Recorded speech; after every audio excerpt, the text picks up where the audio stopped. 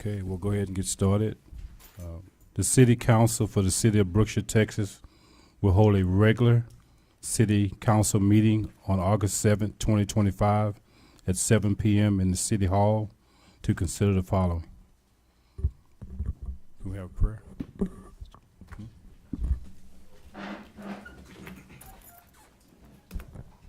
Shall we pray? Eternal God, our Father, we come tonight with gratitude that you've allowed us to make it through this day with your protection, with your provisions, and your providence, oh God. As God, as we set it forth within this meeting, we ask that you continue to crown our council, the mayor, with wisdom and knowledge as they move forward with the plans and projection for our city. Thank you for the citizens who have dedicated their time to come out tonight with the concerns for the betterment for the citizens within our city. Make yourself happy with the discussions and the plans that will move forward. It's in your darling Son we do exalt this prayer. Amen. Amen. I pledge allegiance to the flag of the United States of America and to the republic for which it stands, one nation, under God, indivisible, with liberty and justice for all.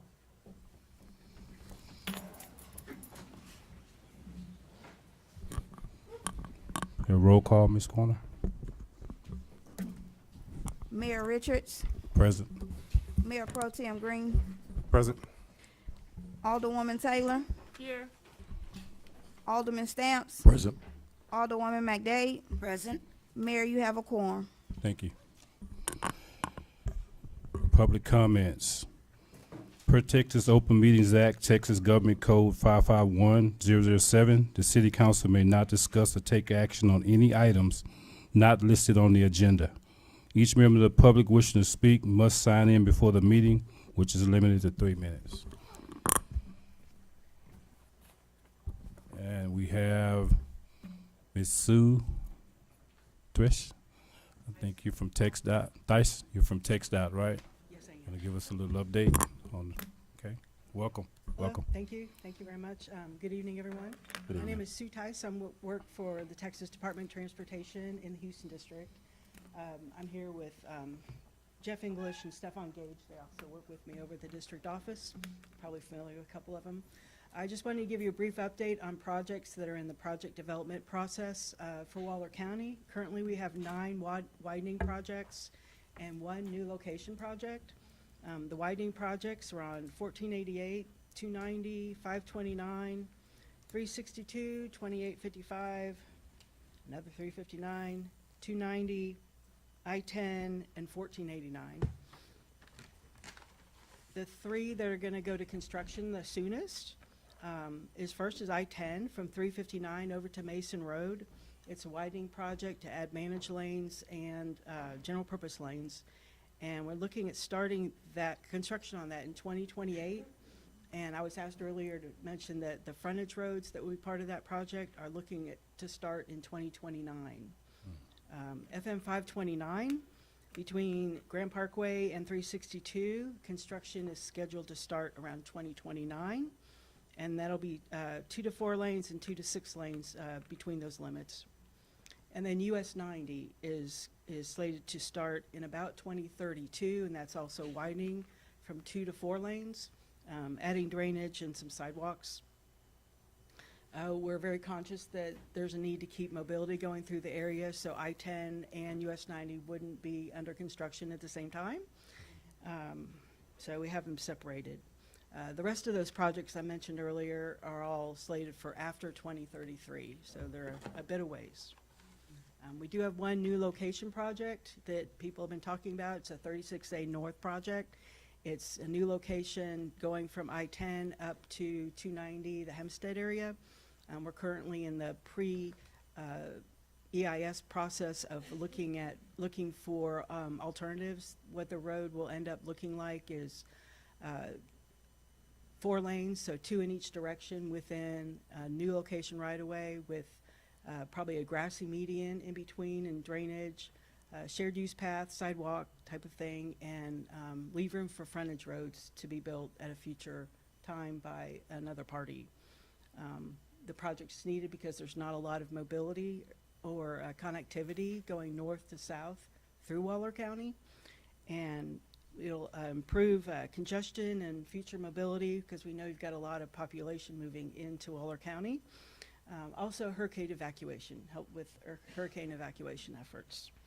We're looking at a first public meeting for that project to be in early 2026, where we'll unveil a bunch of initial alternatives, probably 6 or 8 different initial alternatives for where that roadway would go. There'll be public engagement throughout the process, and that project is not funded, so it's looking like at 2037 or beyond for construction. So that's my update. Thank you. Thank you, ma'am. Thank you. And we asked TxDOT to come to give an update to the community of future projects that are road widening projects and different things like that for information. And we appreciate you coming out. Okay, Tanya Spear.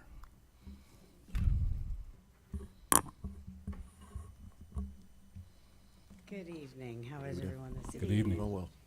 I'm going to make this as short as I can. I'm going to read you something, and it'll make sense why I'm coming to you guys today.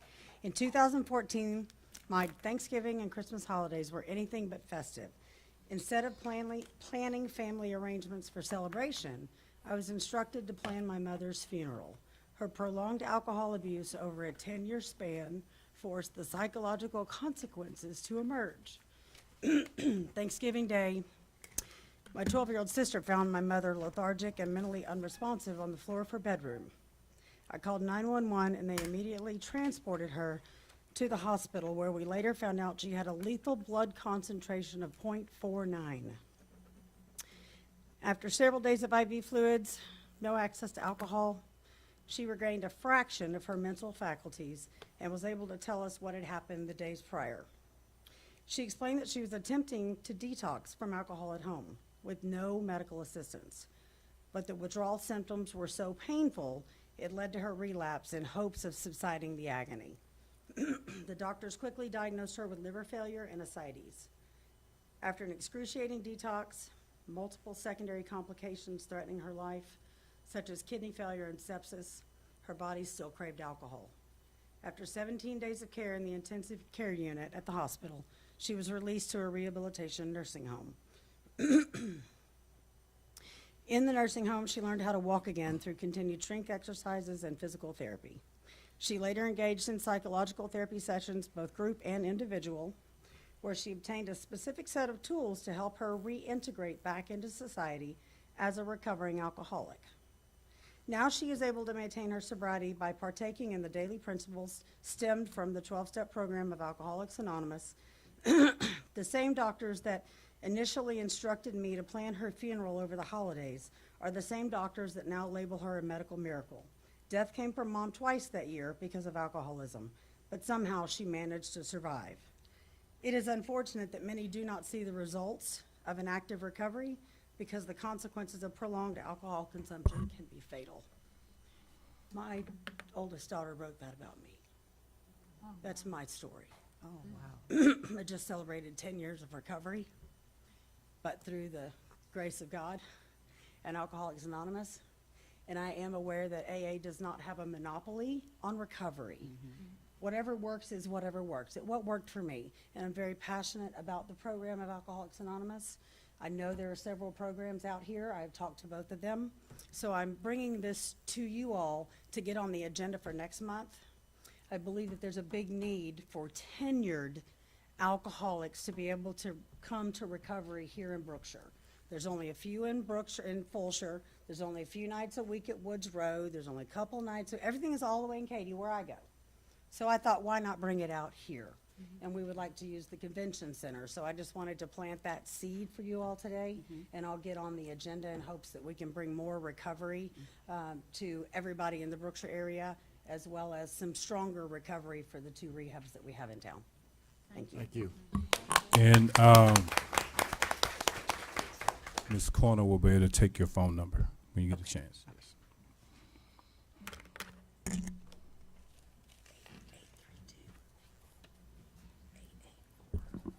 Okay, this quotation's done. Thank you.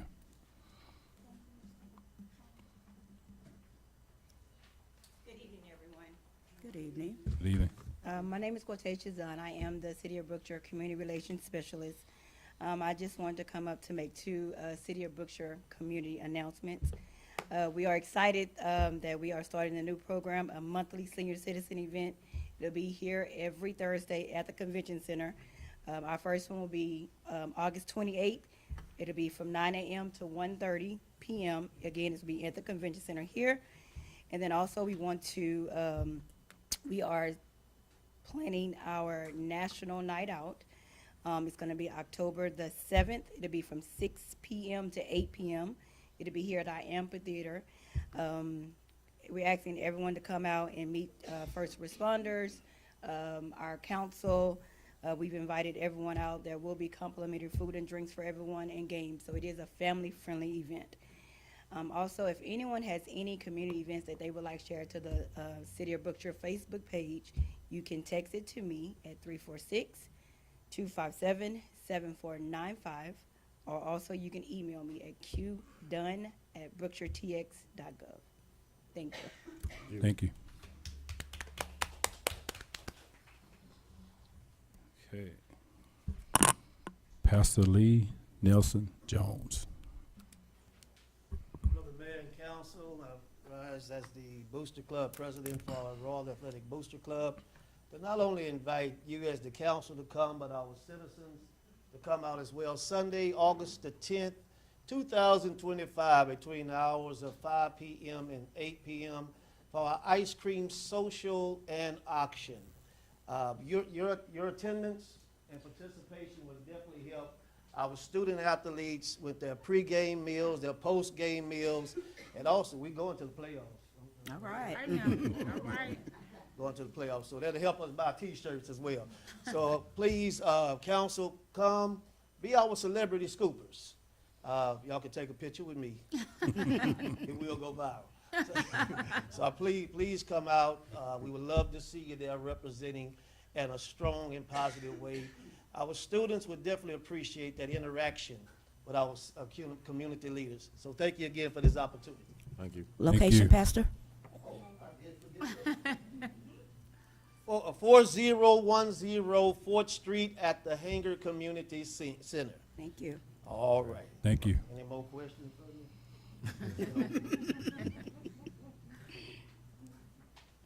Mr. Ernest Hickman. And I think you have a special request to go over the 3-minute period. Is that correct? Yes, sir. I need about 5 minutes, if that's okay. All right. Thank you.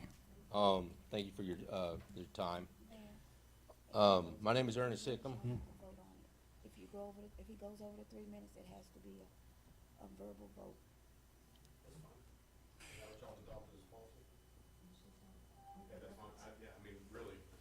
Because they adopted the 3 minutes, so he voted. That's fine. Okay. Can I? Okay. I have two topics, but they are on the same event, and it involves public safety of this community.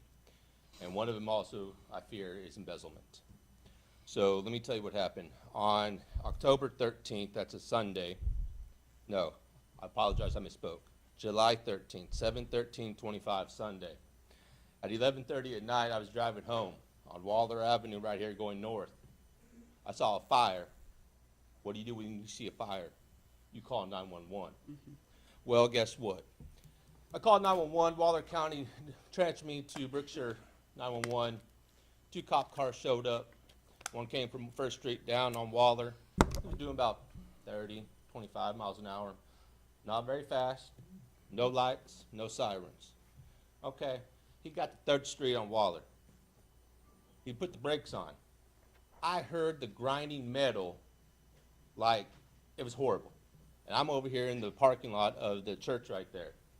He backs up, doing about 5 miles an hour. Put the brakes on. Grinding metal. So loud that it's overpowering my radio in my truck. Okay, cool. So I go down around, and I go down on 3rd Street coming up on Waller from the west. Okay. another police car comes from the south of Waller going up and turns right on Waller. Now, I told the officer, hey, I'm the one that called 911. I reported the fire. As you can see, there's the fire. If you want my driver's license for your report, I'll gladly give you my information because I'm the one that called it, so it's not a false report. He said, no, I see the fire. I see you. I know where you live. You live over there. We all good. Let me go talk to my partner. Okay, cool. I drive off. I go do my own thing. Come to find out, the man that was burning there, that was living in an RV on the property, no water, no sewage, no electricity, no mail service, no service whatsoever, told the officer, I called it in, it's okay. I'm doing a controlled burn. First off, the burning ordinance is number 15-602-12, and that was signed by this city's council on December 3rd of 2015 by Mayor Eric Scott. And it goes over basically no burning in the city limits, whether it's trash, whether it's brush, whether it's a dead body, whether it's anything. It's illegal because it's a city ordinance. And because it also follows underneath the Texas Clean Air Act, which is state. The problem I have is somebody did not call the fire department. I called the fire department, but some city official said, no, don't let the fire department come. Did the cop get out there and check to see if there's a fire extinguisher, a bucket of water, a garden hose, anything to put out that fire? Can anyone in this building control the weather? No. So what happens if a southerly gust of wind came up and made that fire enraged? Now you have a town burning, which could have been stopped and prevented if the fire chief would have came or the fire captain would have came and said, no, that fire needs to be put out because I don't see no fire extinguishing apparatus right here. That's illegal. The time was 11:30 at night. Remind you, a few years ago, we had an arsonist running loose, burning 7 homes on the north side of town. Now, let me tell you this. How would you like if I was burning next to your house? Now, the embezzlement comes in. Last year, Mayor Branch said that my city car did not have an oil change in like, 25, 30,000 miles. The problem is that was a year ago. Now, I hear a month ago, a police cruiser with grinding brakes. We had snow and ice last winter. We get wet roads from rain. So The you problem I have, have- you have 2 minutes left. Okay. The problem I have is this. If a cop car cannot stop on dry pavement, how is he going to stop on wet roads, ice, and snow? All it takes is he goes through that stop sign or that stoplight running hot because he's trying to get to a call. He don't got no brakes. He hits you.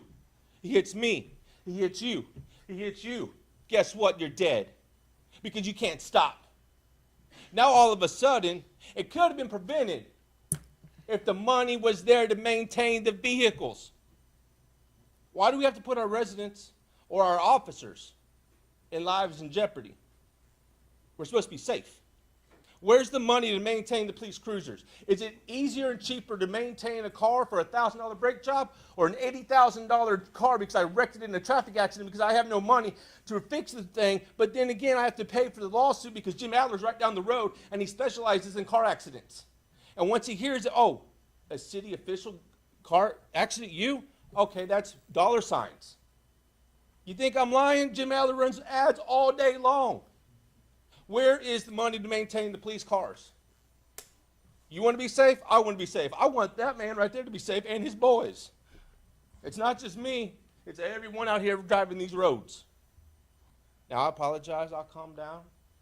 Apologize if I offended anybody. But I think I got my point across. One, if someone calls 911, I don't want my 911 call to be disregarded because I call that discrimination. Next time that happens, I won't report a crime. I'll just let it happen. It failed me once. It will not fail me a second time. If I call 911, I expect the proper authorities. I understand the cop's not justified in... Sir, your time is up, sir. Thank you, sir. You have a wonderful All right. day. I made my point. Thank you. Thank you, sir. All right. Angel Tapia.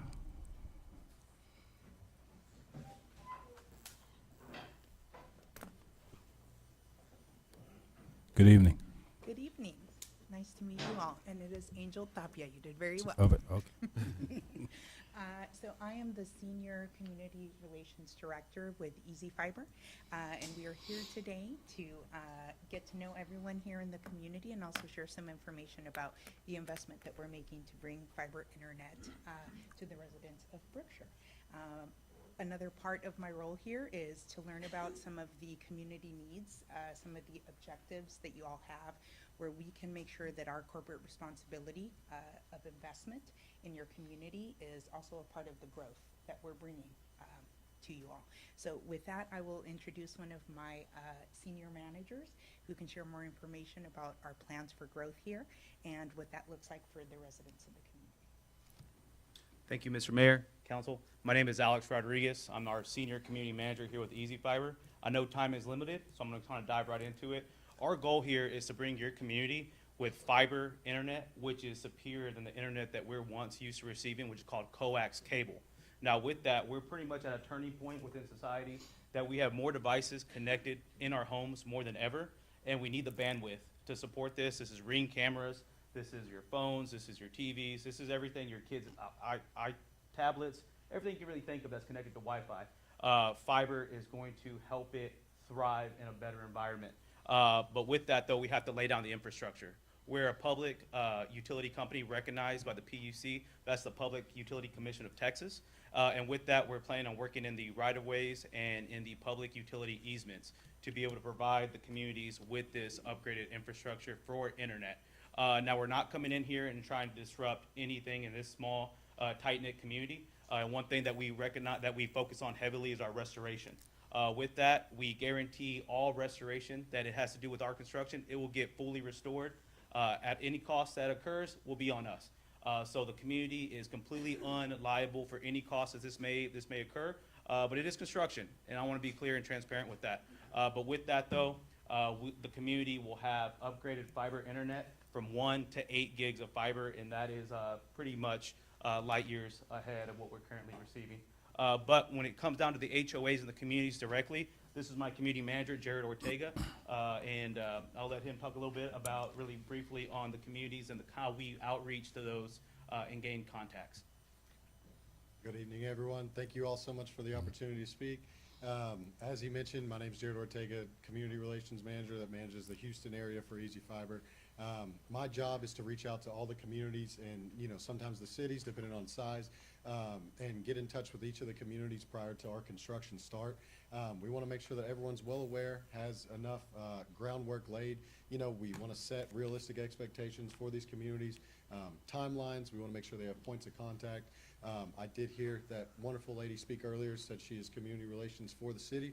I intended on giving her my card on the way out, see if we can't coordinate. Given you are a little bit of a smaller community, been a little rough trying to find these individual points of contact, HOA-wise. So gonna see if I can't work with her and some of the other city officials that may be here to see if we can't get in touch with you all and just work with the city as well to make sure we could get some on the website, make sure everyone has that contact information. We don't want to leave anyone high and dry during this construction process, and more than anything, we want you to be, we want to be transparent and make sure that you're aware of what's going on in your community and who to call if something goes wrong, as we're looking to provide this new high-tech internet technology that's really going to, as you mentioned at the beginning, hopefully continue to contribute to the community's growth as a whole. Thank you. Thank you all. Yes.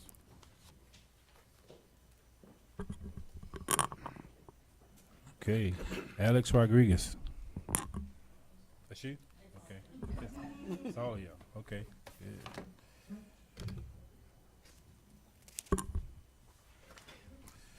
All right, moving right along. Discussion and possible action to approve the minutes of special council meeting held on June 17, 2025. I make a motion that we'll approve the council meeting minutes held on June 17, 2025, with corrections if any.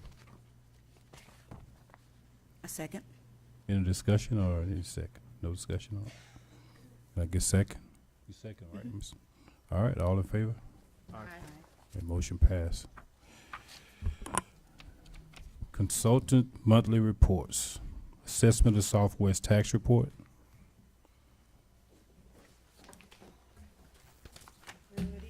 Good evening. All right, we've got a couple of months since we missed last month, so you have both monthly reports attached. You've got the June and the July. I'm just gonna go over the July, if that's okay with you guys, and you can look over the others.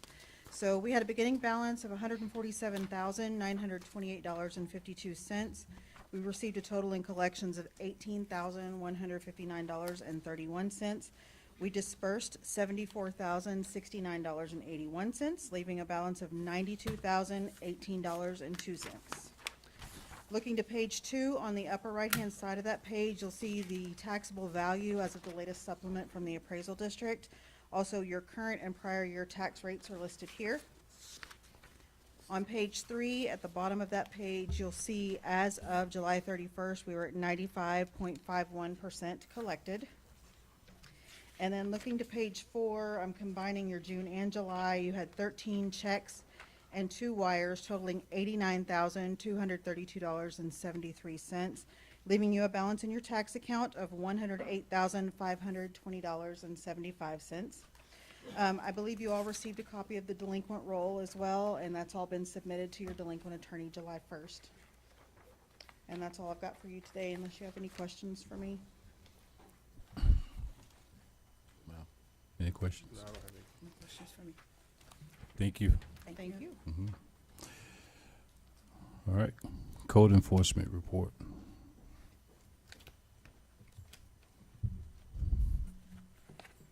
Is he not here? Sir? Any discussion on the code enforcement report? No, sir. Okay. Grant Works report and grant funded projects. I have discussion, a little discussion on that. So we have some good news for the 2 projects, the Mid-Mod project and also the ARPA project. And I will start with the ARPA project. And if you could come up, Shannon, and give us some information on that, please. Sure. I guess we'll talk about actual recommendation on item 11, but basically we went through the bid process for the ARPA roads. We got 3 different bids, and the low bid actually falls within our budget, so we're pretty excited about that. And then, so from here, after we approve the award or go, decide to go with which bidder we are going with, then we will move forward, and construction should start probably in the next 30 to 60 days, hopefully. Correct. And 9 roads, right? Correct. Major patchwork. Yes. And do you have those roads in front of you now? Yes, I do. 1 second, and I will read through them. So we're doing Robin, 2nd Street, 3rd Street, Depot Street, 5th Street, Baines Street, 10th Street, 11th Street, and 13th Street. Okay. And we will have a pre-construction meeting. Yes, Right, here in the and city. here at the city. And during that meeting, we'll talk about, how will we notify the residents when the construction work come to their area. That's correct? Okay. Have any questions on that? No, sir. Questions? Can we stay for the engineering report? Y'all have questions for that? Yes, you can stay for the engineer for it. Okay, so I'll call you back up when we get to that point. Okay. Unless you just want to go over it now. You want to go over it now? Okay, go over it now. Permits are going good. We've gotten quite a few this month. I feel like a couple of no objection letters. We got a couple of plats tonight to approve. The ARPA project is going well, and then just a couple of things. I don't know if we want to do anything more on the major thoroughfare plan, or maybe reviewing the development ordinances. And then, of course, all of the drainage projects are still underway and still in the design with BKDD and Waller. So not Right. a whole lot of updates on that side. Okay, If y'all have any questions? questions? Sounds good. Also, okay, yeah, that's fine. So the Mid-Mod project, update on that. We did meet with Bilal Engineering, went out to the site, to evaluate what areas will be doing construction. There's 3 roads that will be in this project. Will be First Street, 4th Street, and Stella Road. And they will repair culverts and dig out ditches to help the drainage in those areas. And so right now, we did a few modifications. We went on site. They are finalizing the engineer plans, sending it back to environmental for review, and then it will be going out for bid. So that project is moving along pretty fast. And once it goes out for bid, we'll have Bilal to come in and explain, just like Ms. Shannon did.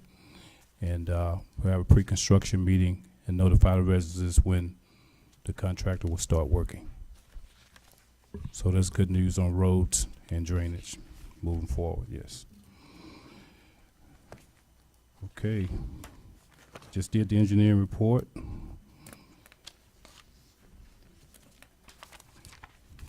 Department head monthly reports. Public Works, Dr. Romero Batista.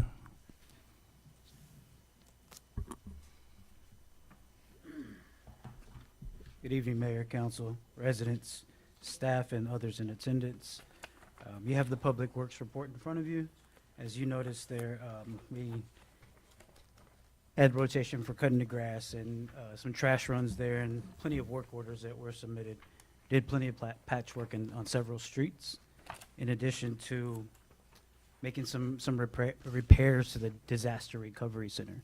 That's been a target that we're looking at to implement and get that building up and running as quickly as possible and get it back. And so I also want to give a few updates as well, since me coming on. An update on the splash pad, if you aren't familiar. We had a high water bill recently, and we had to identify what the reason was behind that high water bill. And so we thought it was a leak, and so we went out there, the mayor and I, and the water district, we kind of went to try to locate any leaks. We didn't locate any leaks, so what we did was we had the individuals that installed the equipment, we had them come back out and service the entire splash pad there. What they found was that someone had went in and entered additional programs within the module. So it had more than 10 programs within the module. So it was running at various times, not at the stated open time. So we hope that that clears up what could be a next big bill. And so what they're doing is they're going to be coming in and getting them in on a maintenance schedule so that we can ensure that that splash pad is up and running at all times. But now, moving forward, it only has one program, and the splash pad will be open, I believe, for the next month from Thursday through Sunday from 10 a.m. to 6 p.m. And it will close daily, that we will close those gates. Just wanted to make you aware of that. And you might, residents might see, or you all might see the newest equipment that the Public Works staff has out there. It's the boom mower. And so what we're hoping that in addition to the MITMOD projects, the ARPA roads project, that we're able as staff to go and clean some of the ditches ourselves. And so that's the next piece that we're working on now. We have one of the supervisors running that machine, and so you may see them throughout the city, just in our easements, cleaning up those ditches that haven't been touched in quite some time. Moving forward, we have a machine out there in Public Works that was purchased at the beginning, close to the beginning of this year, which is a jetting machine. And so I think the thought process was to put a tap over there at the Public Works barn, at that building there. With me coming in, I just kind of, when driving the city, I noticed that in front of the water district, there was at the hydrant, there was a meter there. So I started asking some questions, and then in speaking with the city secretary, it was an option for us to potentially purchase bulk water from the water district. And so I went and had a discussion with the general manager over there and to kind of do a little cost benefit analysis on what we should do to fill that tank. And so what we found out, and after approval from the mayor, that we were just gonna, instead of putting a tap and putting dollars over there at the building, we're just gonna fill the tank up here. So we have approval for submitting the bulk water application, And what we'll do is we will be purchasing water from them to fill it up. Takes about 700 gallons to fill up that tank, and they sell bulk water at 1,000 gallons for $5. So I think it'd be a benefit for us to just fill up there. So what that machine will do is it will jet out all that silt and sand within the culverts, so that water can flow properly. So a little bit more of a drainage assistance for the community there. And, you know, our hope is to ensure that we also are cutting the entrances at 359 and I-10, Waller Avenue, and at 1489 and I-10 to beautify the city as individuals, whether they're residents or visitors coming into the community, they see something a little different, and it makes it a little more welcoming and inviting for an investor, just someone coming to spend some dollars and buy a soda and get some sales tax from them as well. Moving forward, some of the projects that you all have heard from the city council's approval, we are moving forward with Buy Board, which is a purchasing cooperative through what they have JOC, is job order contracting. And what they do is they have different trades that you can, they'll have different trades to complete these projects under one contractor. So we're moving forward with that. In a couple of weeks, next council meeting, you should have a quote for the public works fence, in addition to the building resheathing. So we have quotes for that. We hope that you all could consider those. And then the annex building that you all approved for renovation as well. We have approved the floor plan, so they can move forward with providing us a better quote for you all to take a look at as well. And just wanted you to know that Buy Board as well is preparing quotes for 2 generators that you all have approved, the disaster recovery kitchen remodel, and landscaping and irrigation here around City Hall. So we're getting some quotes from them. We'll bring those forward as well. Just wanted to let you all know that our plan is to ensure that we utilize our time and effort to provide a safe environment for a better quality of life for the residents here in Brookshire, Texas. So that's all I have for today. Thank you. Thank you. Thank you.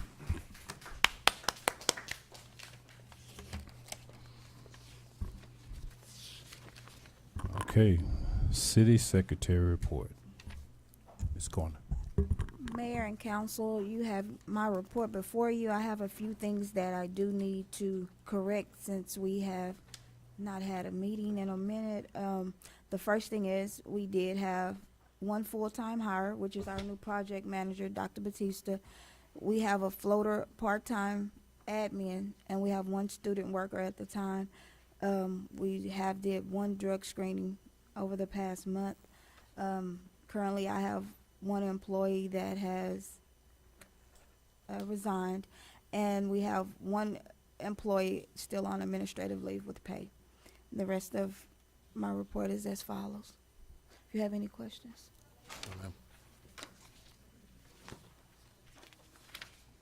No questions? Okay. Brookshire Police Department report. Captain Miller.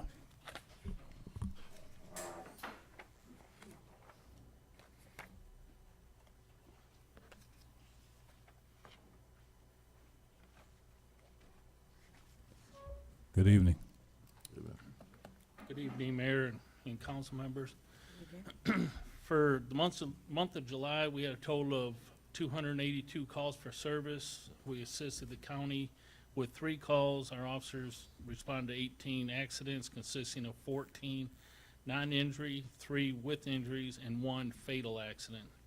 We made 212 traffic contacts. We had 27 vacation watches.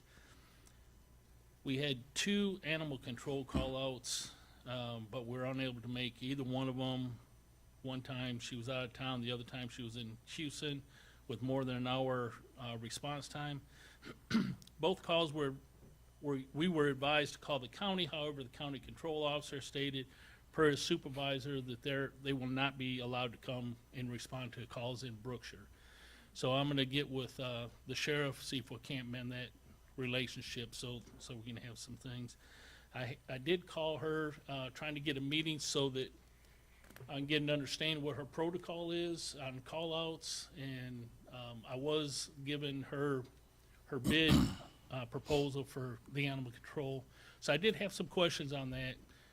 When I called her, she had vehicle problems, so she wasn't able to make the meeting. So I'm gonna try her again next week, see if she can meet with me on that.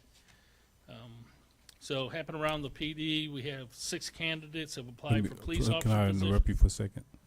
Do we not provide some money to Waller County for, And I have the contract that they're supposed, they can't deny, because we have a contract with Waller County for animal control.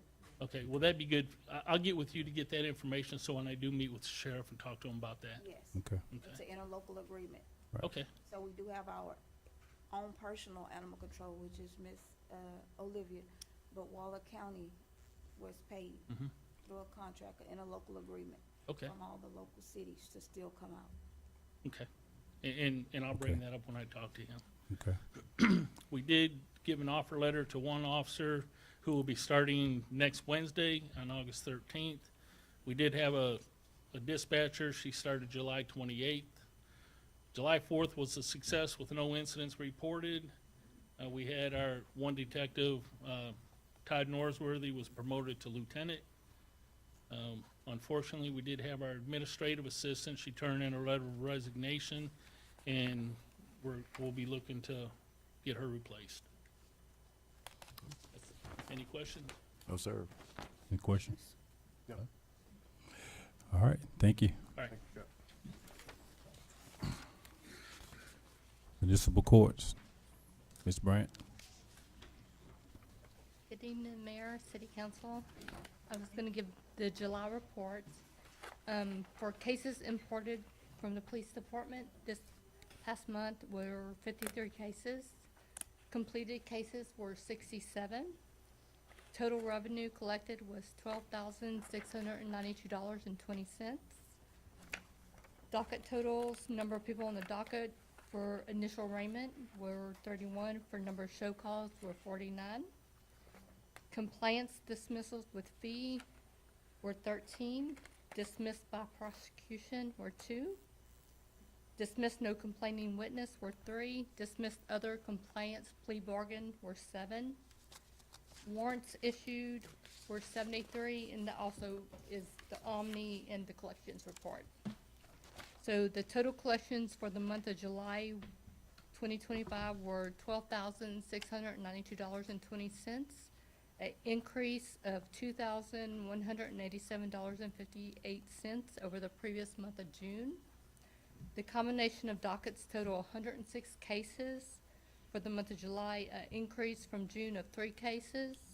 There were 53 file violations in the month of July, an increase of 23 violations from the month of June. Any questions? No, ma'am. No questions. Thank you. All right, Thank you. thank you. Thank you. Financial bills, financial report bills, paid credit card payments, revenue and expense report.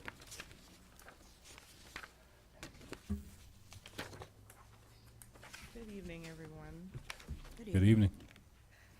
Okay, so for the month of June, there was 173 payments for AP. There was around $9,000 expense on the credit card. Our revenue and expense, we had 356,000 of revenue, and then 700, almost 800,000 in expenses. So we were under about $400,000 difference. Don't be too alarmed. That's pretty normal because we do get our money from property taxes, so sometimes the revenue is a bit higher in other months. Also have an update regarding the audit. Right now we're working on the fiscal year 2022. We still have 4 outstanding reports, including aging, depreciation, payroll transactions, and AP aging. Once these items are complete, then we can move to 2023.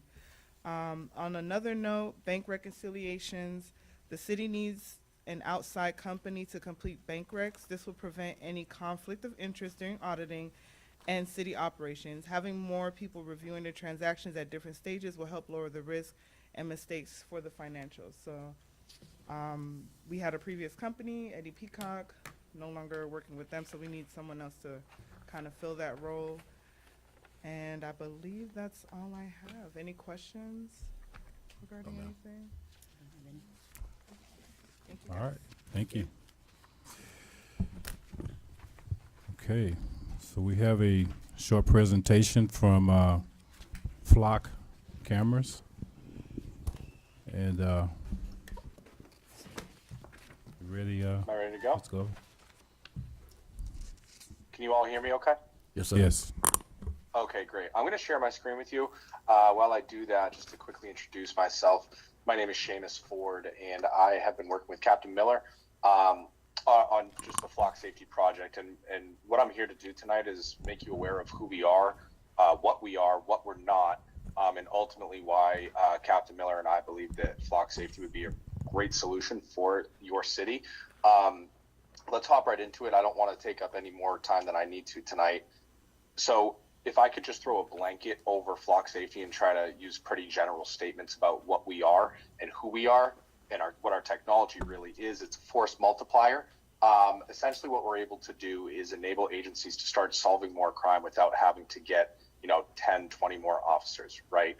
I think that everyone can appreciate right now that budgets are down, crime is up, no one really wants to be a cop, and ultimately our police department is stuck between a rock and a hard place, being asked to do a lot more with just a lot less at this point, right? So the goal of the company is to reduce overall crime, solve cases faster, maximize officer efficiency, and ultimately improve officer and community safety. And I'll get into exactly why our technology does all those things. I'm sure that you're wondering what flock safety is at a pretty high level right now, but I do want to share some data just to kind of support some of the things that we're going to be talking about tonight. So right now we have about 105,000 stationary license plate readers across the United States right now. In the state of Texas alone, we're just right around 14,000 stationary LPRs.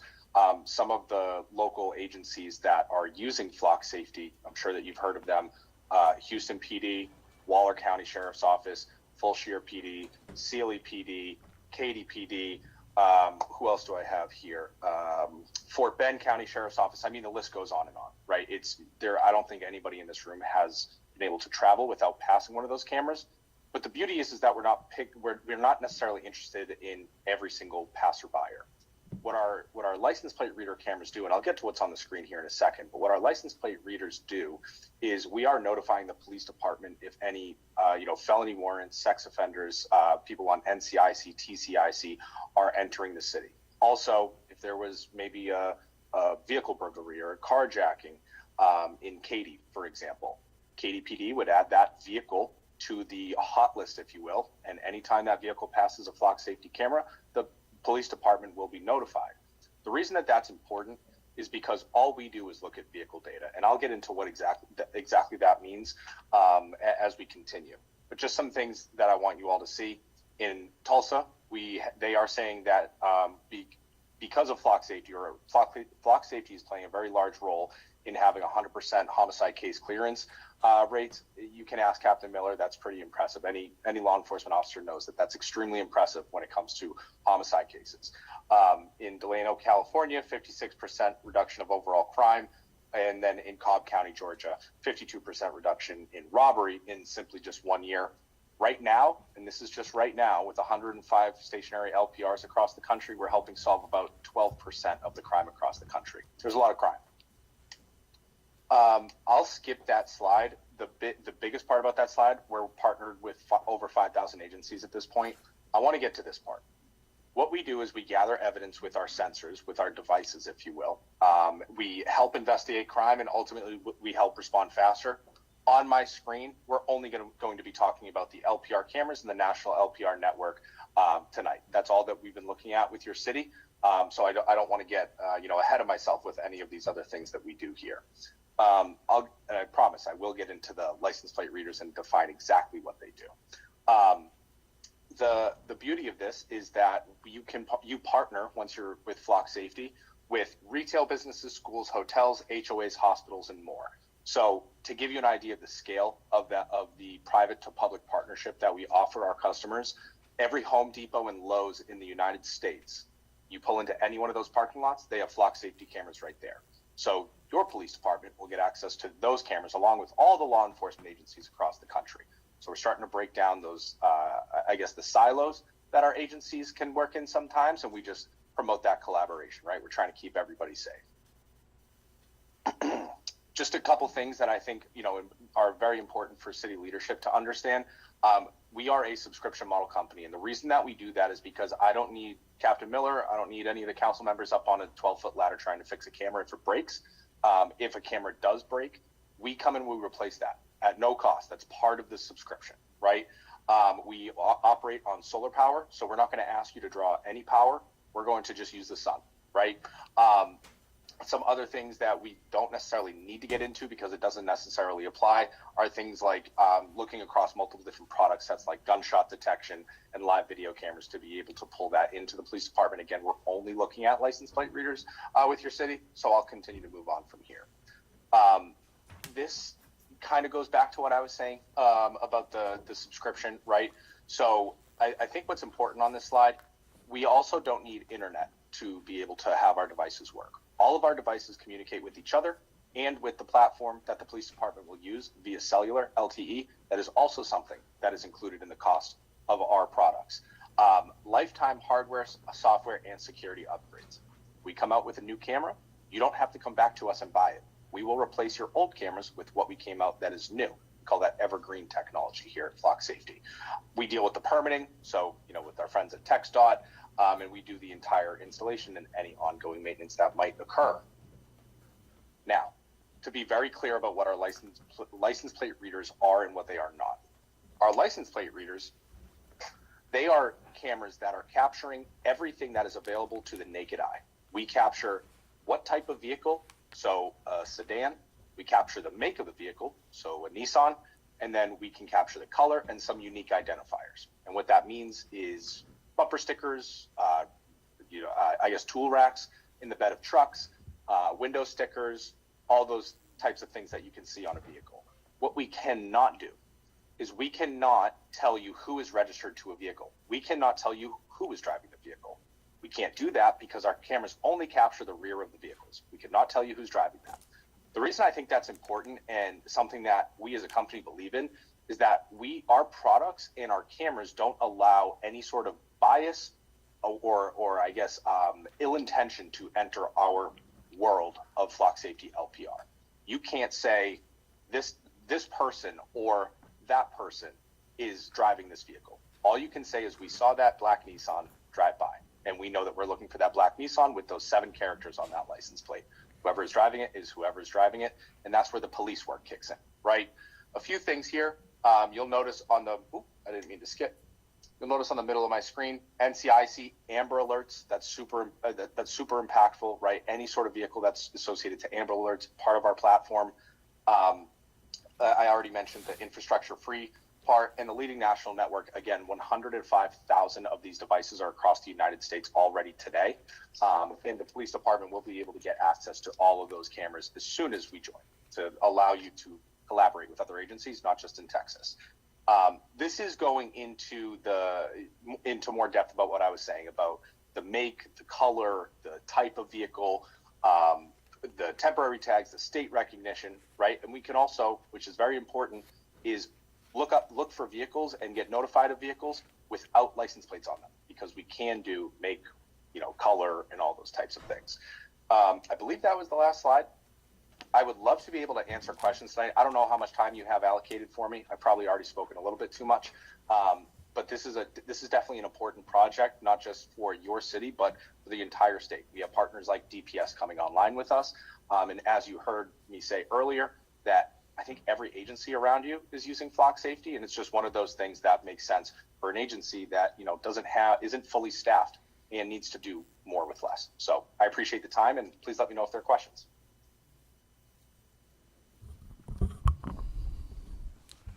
All right. Thank you for that presentation. Do we have any questions, discussion, anything on Flock cameras right now? No, I don't have any questions. Okay, thank you. We appreciate Thank you very that. much. We'll be in touch. Thank you. All right, moving along. Old business. Discussion and possible action to approve hotel-motel grant for Bless the Block community event. And before we get into this, for discussion, I would like to, for our city attorney, Mr. Olson, to come up and kind of go over the rules and guidelines. And I think we've already had one meeting with you two, yeah, maybe a couple. We have, and if y'all remember the whole Texas two-step thing, I mean, you really have your first step being heads and beds, and your second being one of the authorized projects. So, I mean, I don't know how in-depth you want me to get into it. I want you to explain the rules and guidelines for hotel-motel applications and acceptance process. Well, I mean, let's start with what a hotel-motel tax is, hotel occupancy tax. It's taxes that are paid by the hotel owners. It's collected by anybody that stays at their hotel as an add-on tax that we collect, and really intended to benefit, again, those people that put heads in beds. So any event that comes into town, the first thing we do is look and see if it's going to bring people from out of town and if they're going to stay the night. That's kind of the first checklist before we get to the specific authorized projects. And I don't have the hot list in front of me. Does anybody have that in front of them? The two-step? I can look it up. I have it. I think I have it. Yeah, perfect. Thank you. So we talked about step one, heads and beds. Step two is once you get past, we're going to put some heads in beds. Let's look at the 9 different categories of things that are authorized. First being convention and visitor centers. I mean, that was really the original intent, is to help advertise or bring people to your convention center, assuming that if it's an overnight or a late event or an overnight event or a multi-day event, that they'll stay in your hotels. Second being convention registration, which really is tied in more to the convention center thing. Third, advertising the city, which is pure advertisement. Fourth being promotion of the arts, which is fairly broad in its understanding, but again, just because it promotes the arts doesn't make it eligible unless it brings people into town and they're going to stay the night. Fifth being historical restoration and preservation. Sixth being sporting events in the county under $1 million, which we are, obviously. So if there was, and it ever did come a sporting event or something that was brought into town, those would be eligible. Enhancing or upgrading existing sporting facilities or sport fields. Do y'all have any sporting fields other than Yes, your parks? we have an arena. Oh, that's right. Rodeo Yeah, arena. okay. So if you were to get an event in town, it was going to bring people overnight, that would be eligible for the use of hot funds. And 9, signage directing the public to sites and attractions that are visited frequently by hotel guests. So just another advertising, bringing people into events where people are going to stay the night. Bottom line, I think the biggest thing is it really, you're dealing with convention, you're dealing with events, you're dealing with arts types of programs, and they're going to stay overnight. Okay. In one of your hotels. And could you explain a little bit about the process to award an applicant? Well, at the end of the day, you are a general law city, so you as council are vested with final authority. But I think that other cities and have elected to establish committees or recommending bodies of some kind, whether it's a smaller percentage of council or a separate body altogether, to kind of go through all the different proposals and requests for use of those funds and weed out the ones that do check the necessary boxes to be eligible for these funds. And then would make a recommendation to you as council ultimately on how to, whether it's eligible first of all and how much money would be appropriate to spend for that purpose. Okay, and what about the payment process? Well, you can pay many different ways. I mean, typically we would have something in writing, and if they showed us proof of expenditures for certain authorized types of things that fall under these 9 different categories, input, heads, and beds, one of the 9 categories, then we could cut them a check on the front end if necessary with some clawbacks if they did not perform, or if they showed us a receipt after expending those funds for such purpose, we could reimburse them for that cost. So either or. Either or, correct. Either or, okay. As long as we have, again, I think the purpose is to have some clawbacks just to ensure that this is still public funds, that we're spending these monies for the appropriate purpose. And if they don't do it, we're going to want it back. Okay. Anybody have any questions? No questions. No questions. Okay. Thank you. And also, Ms. Dunn, I think we had a proposal before us, and it was a recommendation, I think, Mr. Green, that a committee. And Ms. Dunn, what progress have you made on that? And do you have any applications before you right now? So just a brief timeline of everything that I have encountered for the Hotel-motel grant. So first, of course, we were directed by the council to meet with the, their appointees that y'all put on the committee. We did meet with Mr. Olson on June 25th, me, the mayor, and Ms. Connor for a brief training and also QA. It was determined at that time, he recommended not using the committee and that me and Ms. Connor would be able to review applications and advise council. So Mr. Olson recommended at that time not to use the committee, all right? Is that correct or not? Say that again? At our meeting on June 25th, you were Our little staff meeting that we had next door, yes. you made the determination to not to use the committee and that me and Ms. Connor can review the applications. I'm fine with that. It streamlines the event. Okay. The way we handle this, so I mean, it doesn't delay the process. At the end of the day, y'all are a small city, you're a general city, so it makes sense for y'all to have control over the process. Okay. All right. Then we were advised to send the hotel-motel material to council to review. I can confirm that with the mayor and Ms. Connor that the application, me and her will review the applications and make the recommendation to council. Then on July 22nd, I was advised to reach out to the hotel committee to do an initial meeting. And I set up that meeting for September the 24th. On September the 24th, I met with the hotel-motel members. There were 4 members, Ms. Harris, Ms. Flores, Ms. Odie, and myself. We reviewed the application that we currently have, which is totally outdated and needs to be updated. We reviewed all the material provided by the attorney and also reviewed other cities to the east and west of us, of their process and how they handle the hotel-motel grant. We had a great meeting. However, there were more questions from the material, and so they requested the attorney be present. Did reach out to the attorney. At that time, he was not available, and he suggested one of his other colleagues. However, they did not have information that we needed. So again, reached out to the mayor and Ms. Connor to get some type of advice as far as how do we proceed with this. At that time, I reached out to, on one of the material that you provided for the city of Alpine, there was some information about the Texas Hotel and Lodging Association. So I was able to reach out to them, and they are willing to provide us a training. Remember where that's coming from too, though. Coming from the lobbyists for the hotels. So they're gonna be pretty streamlined towards one type of thing that benefits their members. Which is really kind of the bottom line intent of all this anyway, so keep that in mind, but they will be biased. Well, we don't need that, do we? No, yeah, we definitely don't need that. It's worth listening to them and what they have to say, because at the end of the day, they're the stakeholders. Yeah. They're the ones that have standing to raise an issue about this. Okay, Okay.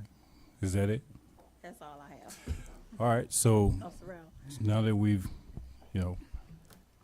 talked about the history of what happened here and with the hotel-motel, which seems to be always a touchy subject here and all that. We do have an application before us, and I think this application's been here for a while, I think before May or something. I think Mr. Dr. Lee Jones, when did you submit your application, sir?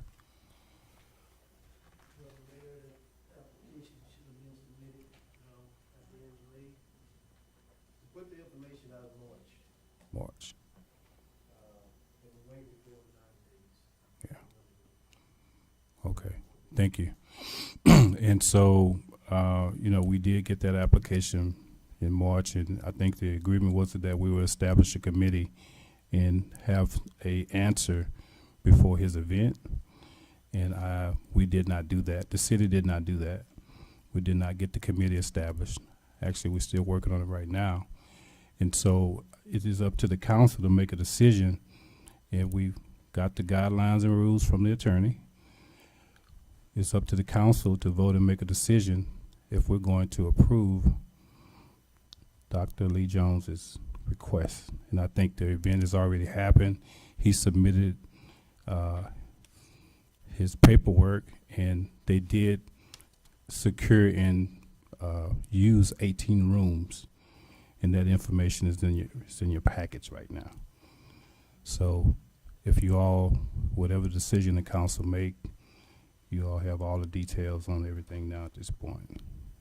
Well, after listening to Olson and Ms. Dunn, it looks like that all the requirements have been met. This is actually National Baptist State Convention, which is a really big event. I see that heads and beds are in place. What else there? There are also, all the receipts are in there as well. All the receipts are in here.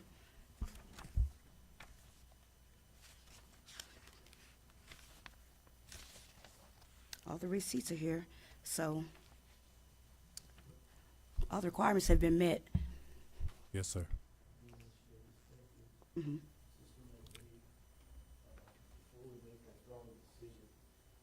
This is the letter that I received, a text message from our president, our National Baptist Convention, State Convention president. This is what his wife sent me. He said, "We had a wonderful time in Brookshire. Job well done hosting, even from the hospital bed. We're praying for you. Receipts you have before you now, we minimize to maximize. But my heart's desire is to continue to bring community efforts together with that bless the block. It even hurt after I got the news. I got 16 cases of turkey legs and 100 pounds of sausage that's in Walmart, which just damaged that relationship that I had with Walmart. Recording artists that I don't even have to send deposits to. They already take my word for it. But if that bless the block can move forward, I would like to have a community fall fest. To just be a blessing to the community and draw us in together. Thank you for hearing me, and I appreciate it." Thank you. If nobody else has anything to discuss about it, I say that we make a motion to approve the Hotel-motel grant for Bless the Block and community event. Second. Mayor, I think it would be appropriate to put the amount in the motion. The amount, okay. Whatever you think is appropriate. Lost my page. You have the amount on hand? I want to say something before. When this first came before City Council, well, long before the application came, I made a recommendation that we form a committee to review these. We had a committee in place before COVID. I think Ms. Kiki, I think you was on that committee.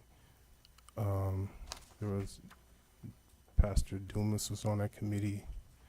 I think David Young was on that committee. There was people from this community. Henry Lasker was on that committee.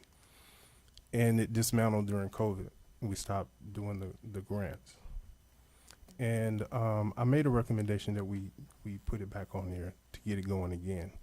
It relieved the pressure from City Council, and the committee did the legwork for City Council.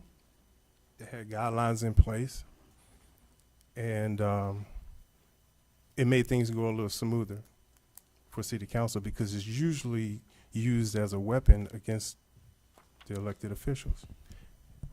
And I will say, this one, because I spoke up in that last meeting, and I made a recommendation that we table this until we get a committee together. It was unanimously voted Yes. But I received a phone call that my name and Miss Taylor's name, we were being blamed for it. Even, I was told that they even mentioned my wife's name. She doesn't even work for the city. Now, we made a recommendation that we table it, put a committee together, and move forward. By no means am I saying that I didn't want this to happen. I just wanted a process in place because it did exactly what I said it was going to do. I received a phone call and I was told that he was going to open a can of whoop ass on me in the pulpit.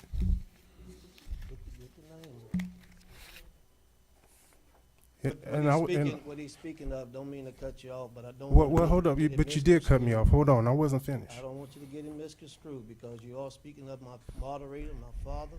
And I received a phone call. Hold on 1 second. Hold on. I received we're not a phone call. Hold on. No, I just I received the phone call. Mr. Jones, and hold he on. told me that he was upset with me because I blocked it and Miss Taylor blocked it when it was a unanimous, and I'm quoting him, when it was a unanimous decision to table this.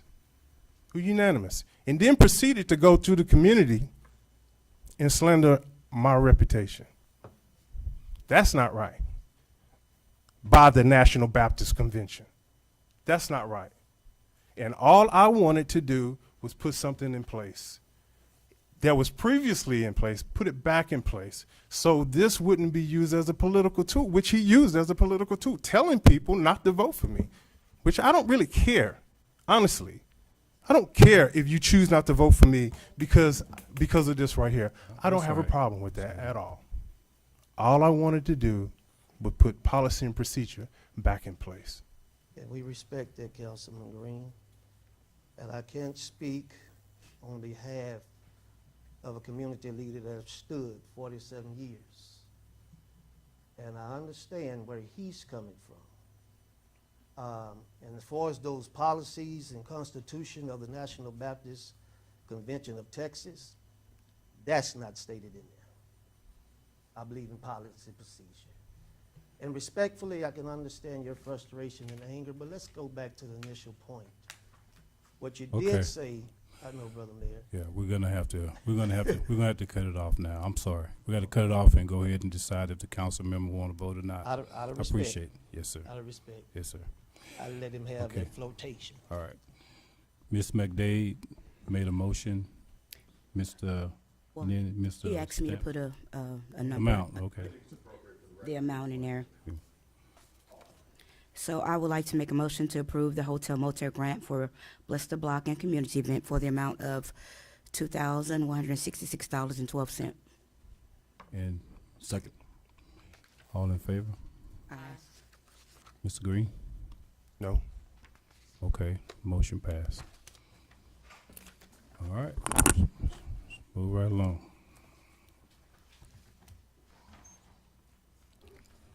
New business. Discussion of possible action to approve the interlocal agreement by and between the County of Waller, Texas, and the City of Brookshire for ad valorem assessment and collection. Mr. Green, is that yours? Mayor, Council, I asked this to go back on the, I asked for this to be put on the agenda to sign an interlocal agreement with the county to start collecting our taxes. I want to say, I think it was $1 per account, which will save the city a lot of money. And I think it'd be, since we don't have an in-house tax assessor collector, to lean on the county for that. Okay. Any further discussion on that? Can I get a motion? What's his motion? Make a second. All in favor? Aye. All right, Motion passed. Number 9, discussion of possible action to send 30-day notice to Assessment of Southwest to end services. Any discussion? No, sir. Motion, please. I make a motion that we send 30-day notice to Assessment of the Southwest Inc. to end services. Second. All in favor? Aye. Motion passed.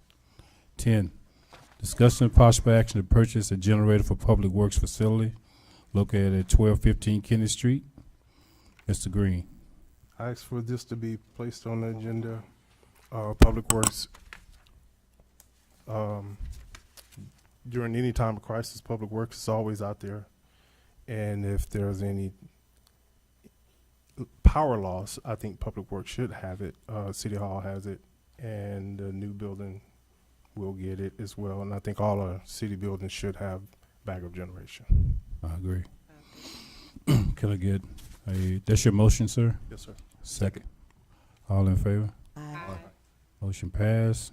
Item 11, discussion possible action to adopt amendments to ordinance 25-737, 16, chapter 48, signs. Ms. McDade. Yes, I placed this on the agenda.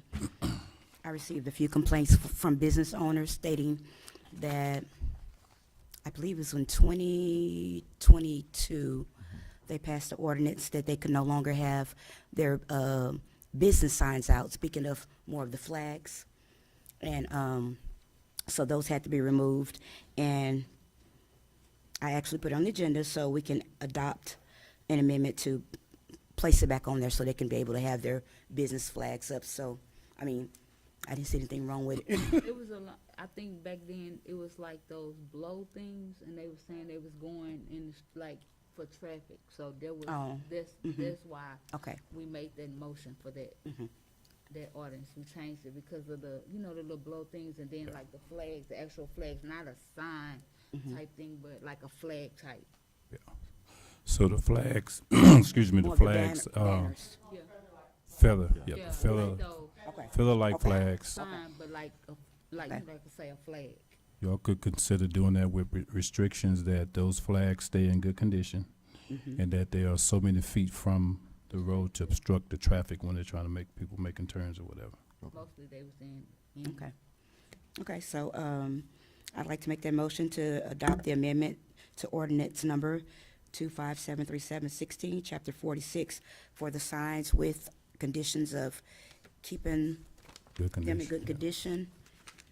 And without an in the road. Obstructing traffic. Yeah, and without Okay. obstructing traffic. I was about to say obstructing. Second. All in favor? Aye. Motion passed. 12, discussion and possible action to reestablish the City of Brookshire Youth Advisory Commission Board and Council. So this is the YAC program that was previously in place here in Brookshire, and I think Mr. Stamps, you have any, or Mr. Green, you have any history on that? I think it was a really good program, right? Yes, sir. It was a great program. The YAC program, what it kind of did was it kind of molded the school and the city all together. The kids were kind of involved in decision making as far as the things that they would like to see within the school district and also within the city. My daughter was actually a part of that. Yeah, and actually I'm gonna shut on tonight as well. It was a really good program. My daughter was a part of it, and it really built her leadership. She's actually in college now, but it built her leadership, and she's very knowledgeable about, how should I put it? How the city operates, and how the city operates. Mr. Green? Yeah, I It's said a really in a good few of the meetings, it actually train the students in how to conduct a proper meeting. It's a really good program. I think we should get it going again. All right. I just need a motion then. There was a motion. Is that, I make a motion. okay, Ms. Taylor? I make a motion that we establish the City of Brookshire Youth Advisory Commission Board again. Second. All in favor? Aye. Motion passed.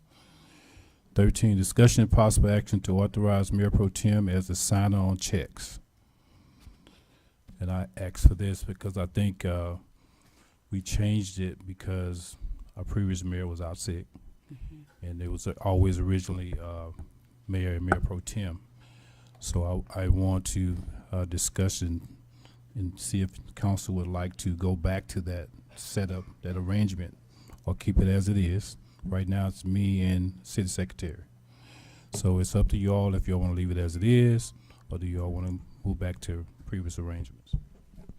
Previously, it was always three. It was mayor, mayor pro tem, and city secretary.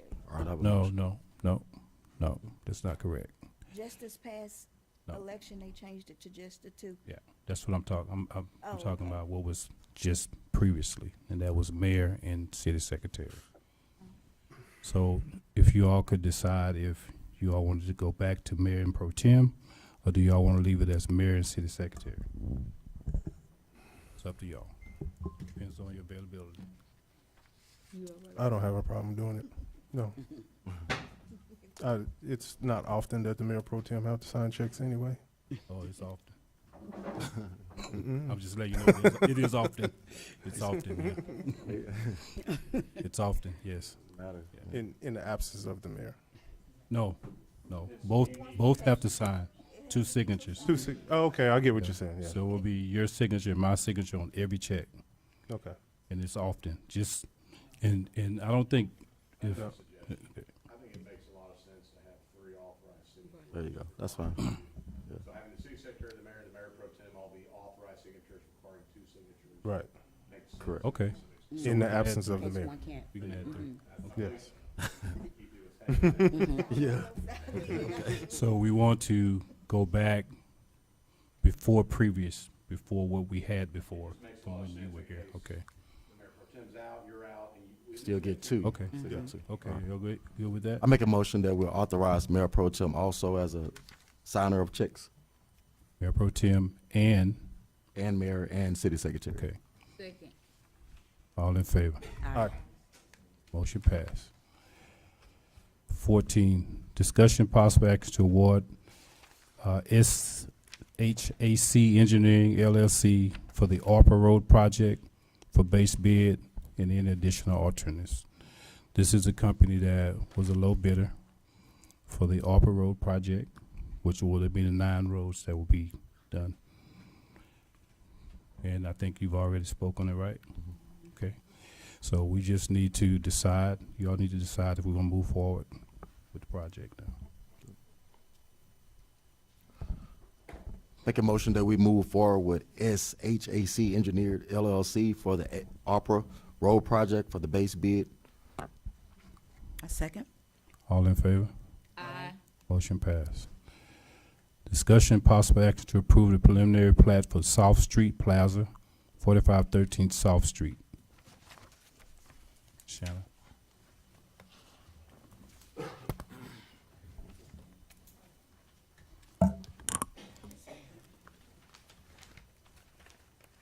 Is it South Street Plaza?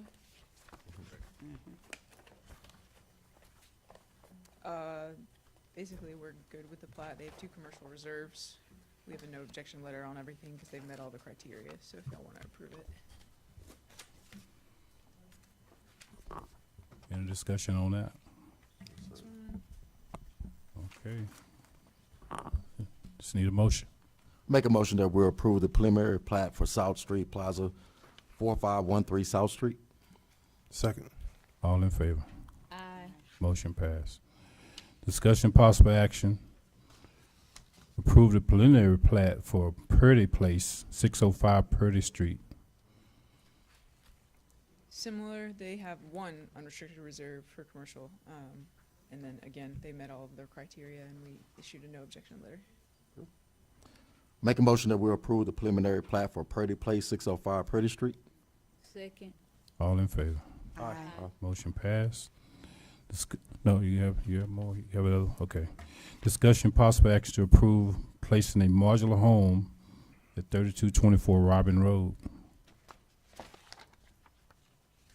Jose Aguilar.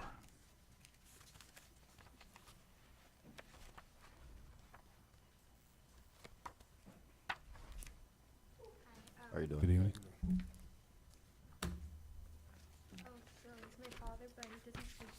Okay. How deep do we have to go? Have you reviewed, Miss, is this the LJ project?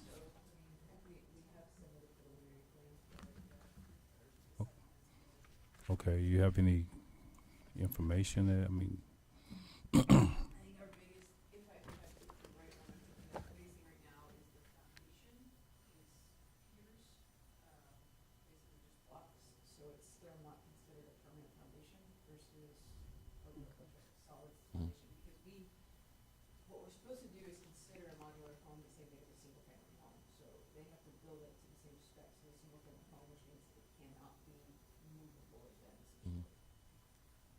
okay. The modular home we're buying, it is set of blocks, so it's considered a modular home. It comes from Houston, and we're planning on the process to transport it here. It was supposed to be around August, like in late August, but since we were trying to have the approval to be moved now, we're still in the process of waiting on that, and on the process of purchasing it, we're still on it, but we first need the approval for us to set the home. And we were hoping to have the approval because we've been living here for about 2 years, so we're kind of new about this, so it's the first time. And we used to live, we still live in there at the 3113 Stella Road, and my father purchased a land lot at the Robin Street, and it's about a half an acre, and so we were planning to live there, and we're trying to purchase this modular home to have a life there. Since we used to live in Katy, they didn't have most of the, like, you didn't have the, I don't know how you say it, like, to have the permission to have, like, Permits. Okay, and that's why, Ms. Copion, have you received anything yet on this particular one, or are you? So it is in here? Okay. And this is just to approve the preliminary plat. I mean, how far have we gone with it? If they can even bring it. And then, I'm sorry?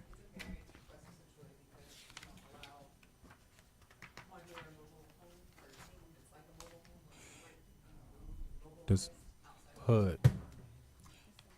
HUD home. It has to have the HUD. Does this one have the HUD? Yeah.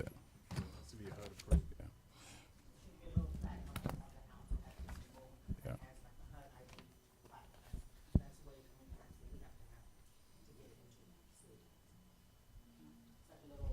Yeah.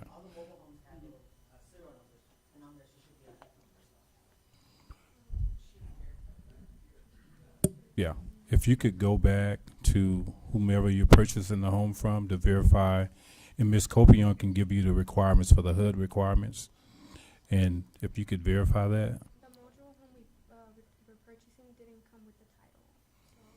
Well, no, it doesn't have, the HUD is not title, so it's a specification for the home, a standard for is the HUD standard. So if you can get with Ms. Copion, she will give you all the details on everything that you need to make sure that that home qualifies to be brought into the city.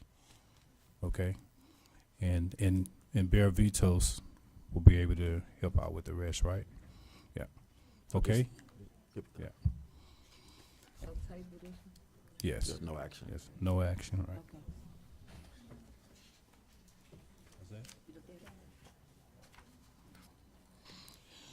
Okay. Item number 18. Discussion and possible action to approve the house relocation from 3207 Stella Road to 4011 Avenue D. That'd be Avenue A. Avenue A? I'm sorry. Yes, it's A. Avenue A. I'm looking at the A. Okay. Yep. Avenue A.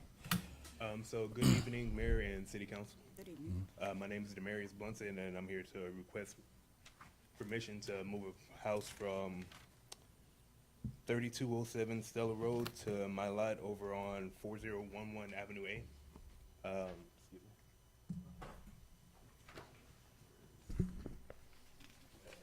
We can share. And I only have one copy of that. That's fine. Oh, I think we have copies of it. Yeah. I've seen them. So it's a pier and beam house. It's currently livable and everything's good with it. The current owners just want to get rid of it so they can do something else there. You have pictures of the house and the land. I have a licensed home mover that's ready to go ahead and get that underway. I'm just seeking your approval, like I said. Have you started the process with the city yet? Yes, sir. That's I've right, already yeah. submitted all the paperwork. Okay. I think she has it. Yeah. I thought she was- There's a picture of the Polk subdivision sign. He might have to pull that up just so he can make that turn. Is But he he'll gonna- put it back. Okay, that was gonna be my question. You need it? I've seen the 3207 plans, what was gonna go there. Is this the one that, There is something going on 3207, careful anything else. Yeah, there's. is this the home that Jacob Mentor was working for LJA? Okay. Okay, okay. All right.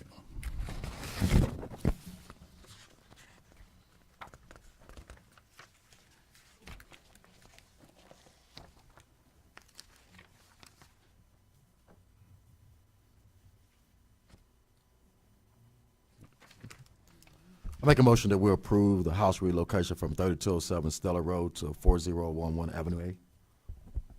I'll second. All in favor? Aye. Okay, motion passed. Thank you, sir. All right, thank y'all.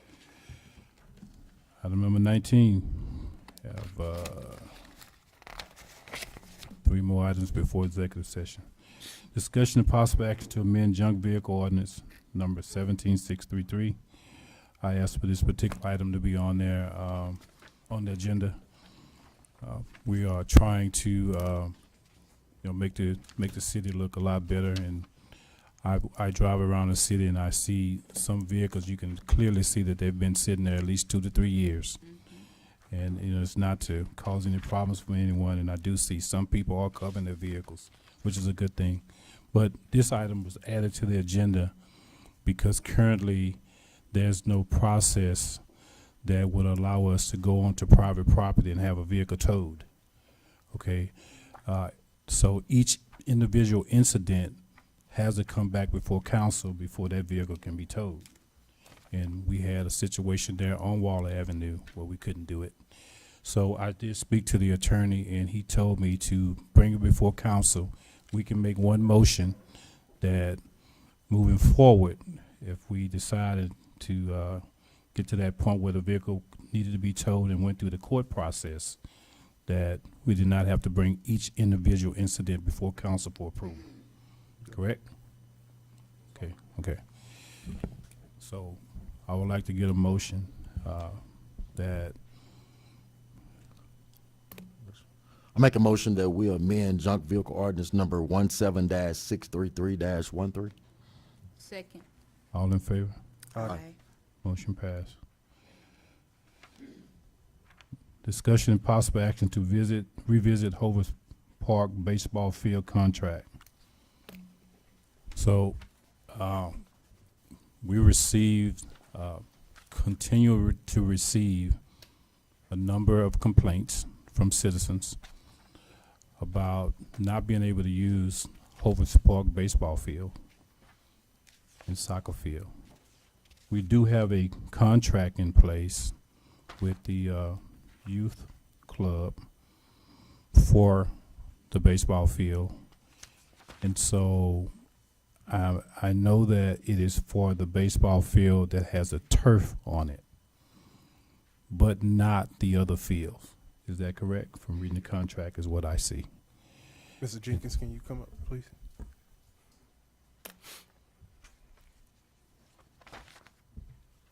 Good afternoon, gentlemen. Good afternoon. Good evening. The contract was first, I wrote the contract, and the contract was designed for all 3 fields that's out there. But speaking with the previous mayor, and since it is a dirt field, we didn't mind people coming in and utilizing the dirt field. The one field that we was trying to protect was the turf field. Due to the fact there's a lot of things that's going wrong with the turf field, we're trying to extend the life of that particular turf field. People are coming and jumping over the fence, and when we catch them jumping over the fence, we ask them why. They have no reason for it. They say they want to use the turf field. And when you tell them the procedure, what you have to end up going through to rent the turf field, they don't want to do that. We have explained to certain individuals or group of individuals several times, we have a language barrier, and so I had one of the council members, one of our board members, to explain it to them. And even if they wanted to use the turf field, they have to go through the same procedures as anyone else that want to use it. If they're a member, if they live here in Brookshire, and over 50% of their team is from Brookshire, they don't have to pay nothing. They have to get on the same schedule as anyone else that utilize that field. Only thing they have to do is follow the rules. And that's even posted on our website. But it's up to them, after you tell them, to go to the website and fill out the proper paperwork. And I have some people here that will vouch. What I'm telling you, that's what we told them. I have one issue with that. It's a city park. And just for you to see, this is what is on our website. If you notice the highlighted in red,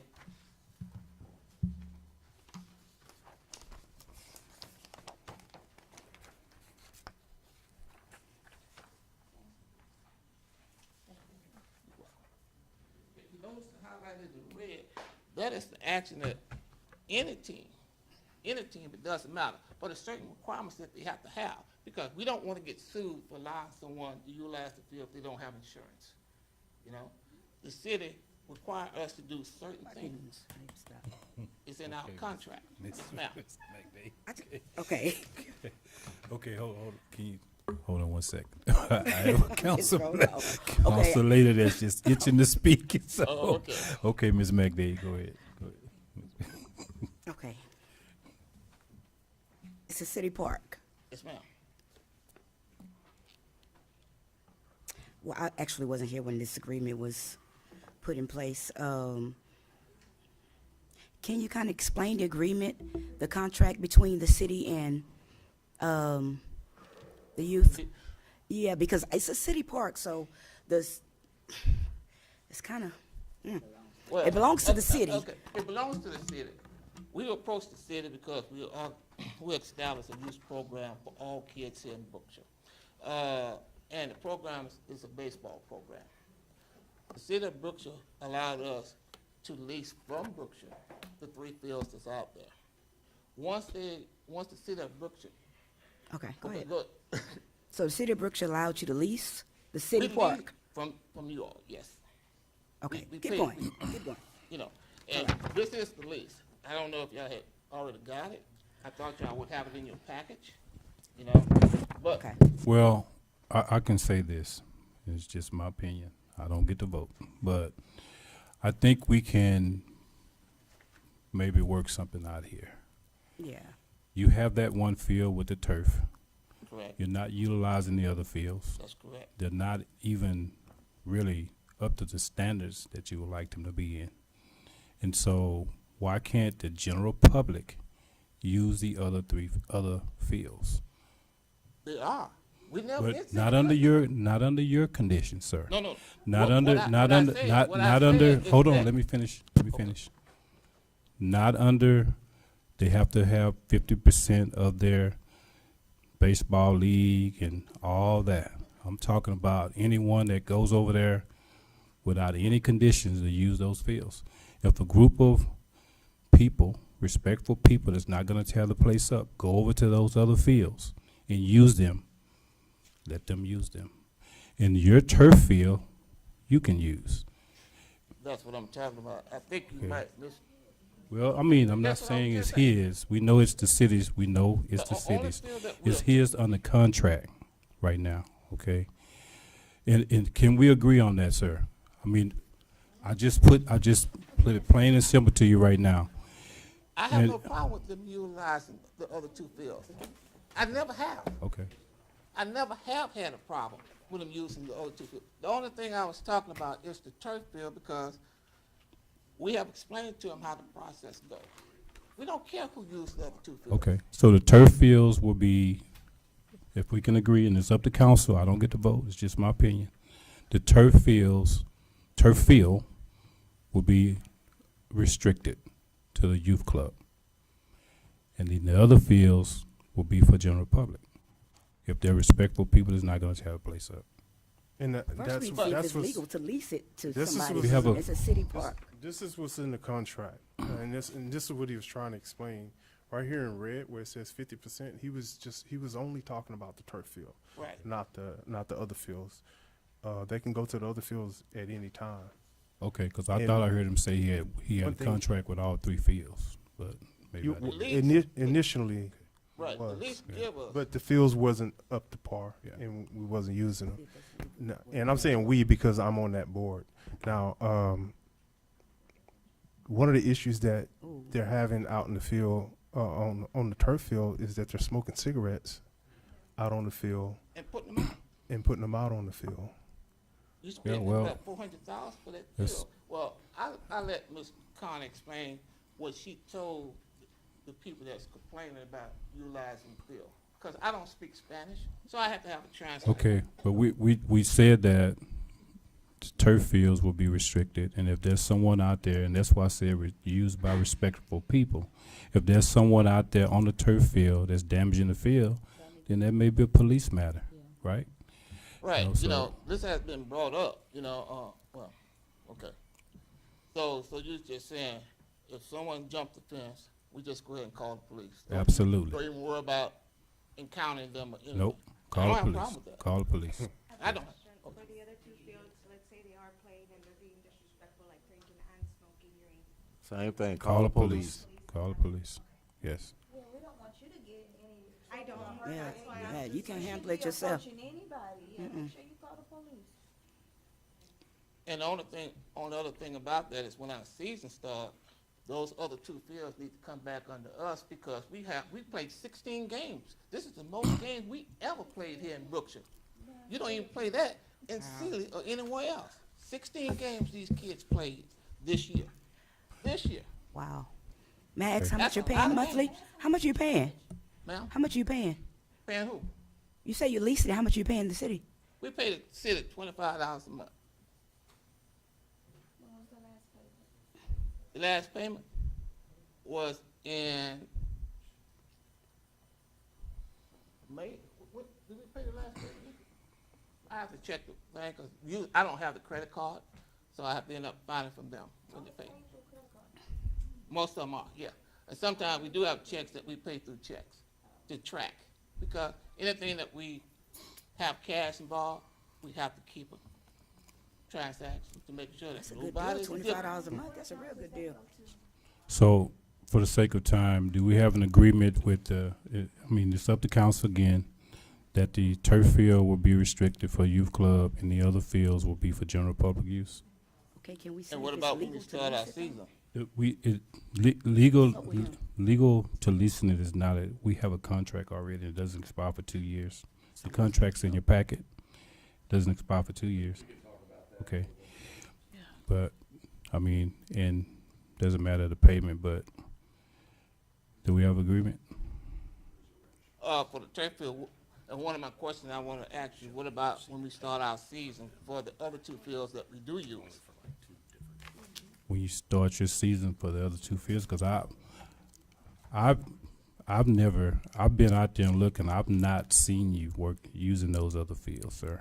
We have. You might not have been out there when we was using them, but we have. Yeah. You can ask Mr. Green. He don't see us using them because he's there. I'm just saying, when the season starts, are we going to be able to utilize the other 2 fields? Because we usually have, the city have priority first, then it's us, and then it's the high school. That's how we prioritize The things. citizens have priority first, and then it's y'all, right? I said the city. The city is the citizens. City don't go play baseball. The city, okay? The citizens have priority first. Well, but That's all I'm again, asking. Whatever council think- decide, But see, this came about when the fields was not being utilized at all. And as the fields are advanced, then it's more attractive to the citizens to run out on the field. Now, this right here, you know, I'm hearing about the payment, how much you paid. This is a Brookshire Youth League. These are our children. In the past, we've had people try to lease the fields, and they wanted to bring their own children here, but they didn't want to incorporate our children. But Mr. Jenkins started this program here, and it's exclusive just for Brookshire. yeah, I understand the league situation, but I'm talking about a group of people that want to just go out there and play baseball. We were out there on Got 4th that. of July, and there was a group of people out there playing baseball. There wasn't a league. There Yeah, was I just saw a that. group of people that wanted to go out there and play. Yeah. You know, and even the soccer fields, definitely. But that's a shouldn't city be- event, Yeah. and I think that's what he's referring to. Right. Nothing's going on. We try to base the baseball league schedule around Right. the city events. Yes, ma'am. I was gonna say, if that being the case, maybe we should be making sure that the people who are making all these calls and want to use the field are residents and participants of our community. Because when I worked here, I was getting calls from people from Hayes, Seaweed, all other surrounding areas wanting to use our Some of the field. kids. This is a Brookshire league, like Alderman Green said.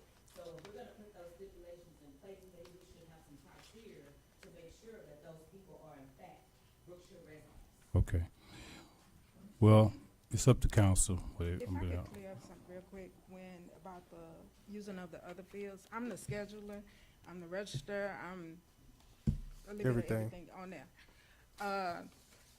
I try to make sure I keep in mind of what the city has going on, so I don't schedule games during that time. As far as everybody else using the other fields, we normally have a good practice schedule going on, so it's always, 9 times out of 10, it is a field available for anybody to come out there. This summer, we had summer camp, and we had both fields, just people coming out there playing baseball, no problem. The biggest issue is that turf field, due to the fact that it has not been maintained since that turf field came about. It also is some issues already that was run to the city previously that need to be fixed. So we are trying to maintain the field. We don't want anyone to say, oh, we got the kids out there and they messing up the field, because that's not what's happening. We trying to keep the fields up as long as we can. As far as these individuals, I have seen them wait until we finish practice. And during the summer, we'll finish by 8:30. You know, when it's getting dark, there's no lights. They will wait just to get on that field. And the next time we come out there, that's when the cigarette butts and the burns and this and that. That's the only issue for the field. Anybody can come out there and play on those other 2 fields. We never had a problem. We trying to maintain all 3 fields, really. We trying to work on all 3 fields. We're not trying to keep people off the fields. If anything, we want to improve all 3 fields. So that is our main goal, and also to be there for the youth. That's it. Okay. Just for information, the turf field maintenance, actually was approved in the budget yesterday, so there'll be work done on that, to make sure it gets up to standard. Okay, thank you.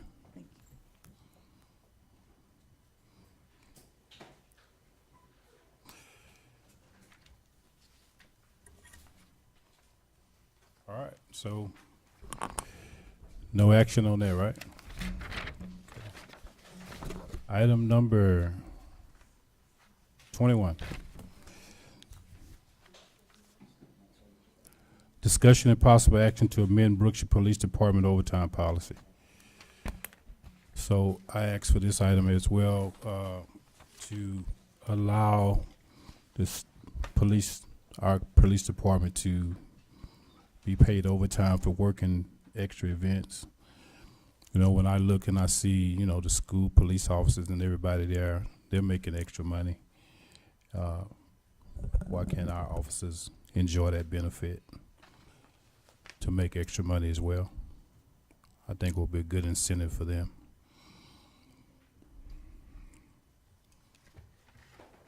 So any further discussion on that? Can I get a motion? Make a motion to amend the Brookshire Police Department overtime policy. Second. All in favor? Aye. Motion passed. Oh, got the second page. There's a lot of items back here, right? Yes, sir. Okay.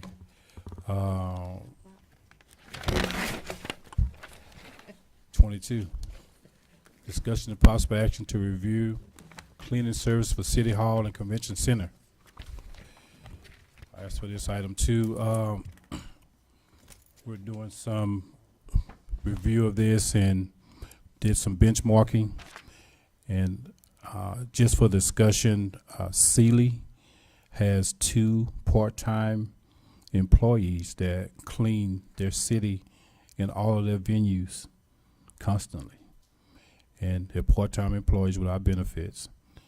And I was just trying to see if maybe we can do a cost-benefit analysis to see if it will be something good for us to do. Of course, we're currently still paying, we're paying a cleaning service to clean right now. And if we could go and take a look at this and see what would 2 part-times the benefit rather than what we're paying right now. And so this is just for discussion to see if council would like to entertain that. And so Sealy have them cleaning all of their convention centers and all their venues and the city hall and everything. I'll make a motion for the mayor to move forward in reviewing of the cleaning services for City Hall, the Convention Center, and all other facilities. Okay. Second. Second. All in favor? Aye. I don't have a problem. It's just a review, and I'll bring it back to council for review.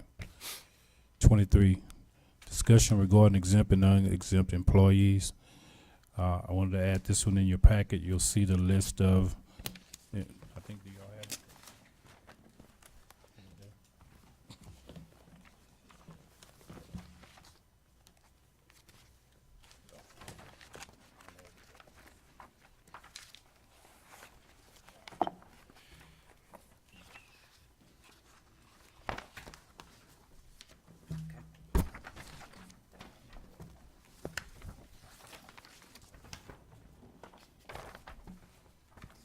So this is a list of exempt and non-exempt employees. Exempt employees are exempt from overtime. They could be offered comp time. And so just for discussion, if you all could review this list to see if you're all okay with the names and the positions, the positions that are in the exempt status, and also to confirm that these positions are not eligible for overtime.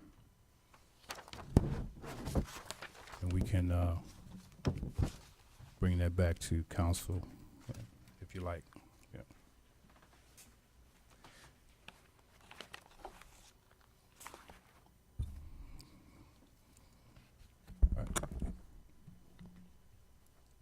I'll say no action taken on tonight to give us some time to look over this. Okay, no action. 24, discussion and possible action to add speed limit signs and children at play signs to Lakeside subdivision. So Lakeside subdivision has no speed limit signs at all. And so there are people driving various speeds in that subdivision. The police are unable to write tickets because there's no sign. And there's also no children at play signs in the subdivision as well. So I would like to do a cost analysis to see, you know, how much it's going to cost to put signs there. We need to do we need to put some for sure. Yeah. And you know, Sounds good. I make a motion that we'll allow the mayor to move forward to do a cost analysis to look into speed limit signs and children at play signs in Lakeside subdivision. Second. all in favor? Aye. Motion passed. 25, discussion and possible action to hire an accounting firm to perform bank reconciliation.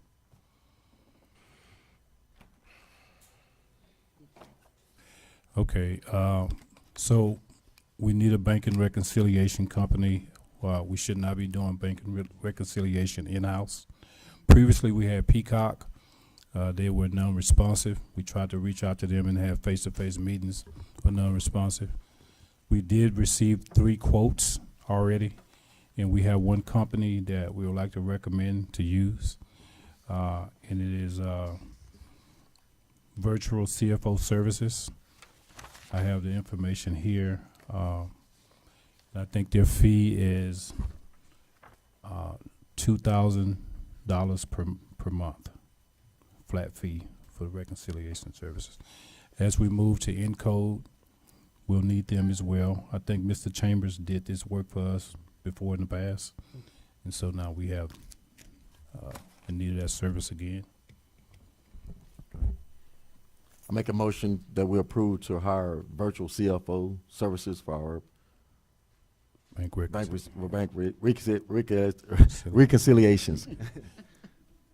And a second. Second. All in favor? Aye. Motion passed. Discussion possible action to revisit convention center rental fees for non-residents. We noticed that the convention center right now, I think the fee is like $400. For non-residents? For non-residents. And we're getting all types of business here now because our fee is actually half the price of what all other cities and neighborhoods are charging. We have people coming from neighborhoods that have convention centers in their neighborhoods and in their cities to come here because our fees are too low. Yeah. For outside residents. That's a good thing, though. And so, I would like to consider that we raise that fee to $600 for outside residents only. Yeah.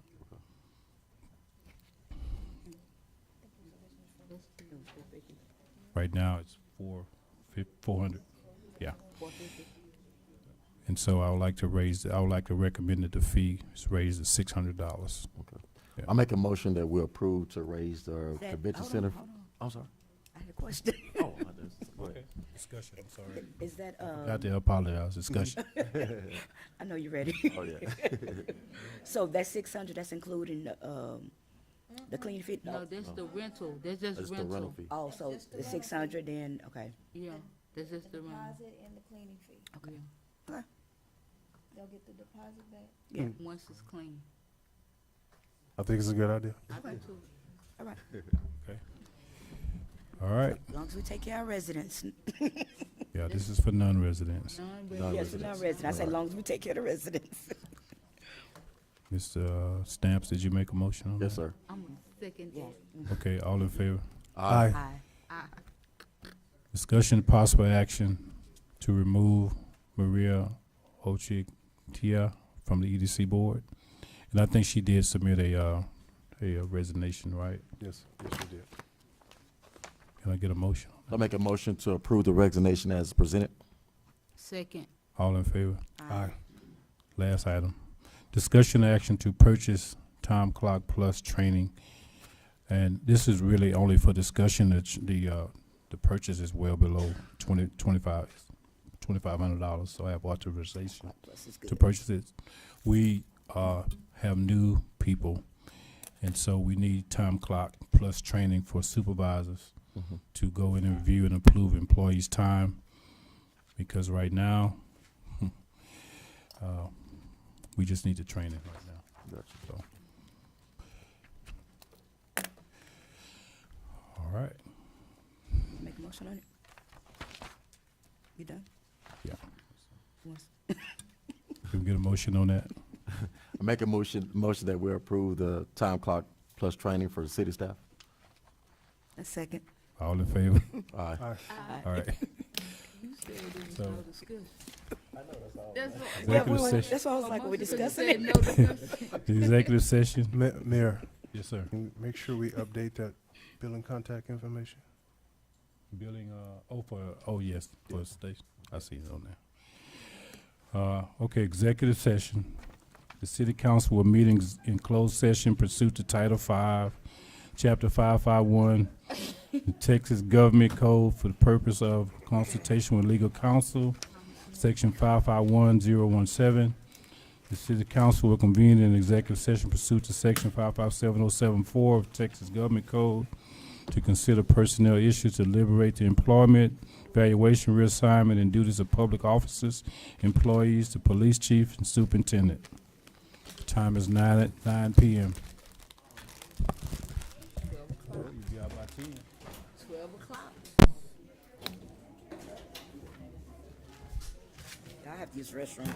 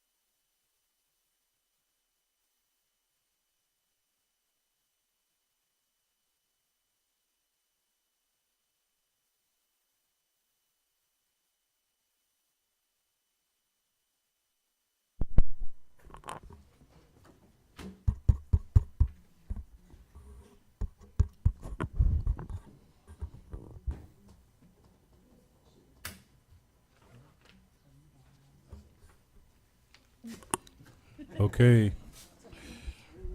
The time is 10:02.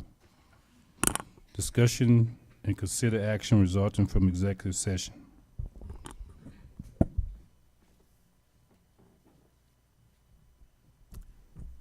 I would like to make a motion to hire a interim police chief who will be Holly Green, and she will be on 90-day probation. Second. All in favor? Aye. Motion passed. Okay. Future agenda items. Mr. Green. None at this time, Mayor. Ms. Taylor. None at this time, Mayor. Mrs. Stamps. None at this time. Ms. McDade. Yes, I have a few here. First one is to vote to fill the city council position 4 seat that Mayor Richards previously held. Appoint. And also possibly hire a photographer for our city events. We'll contract. And also an update on the food truck park.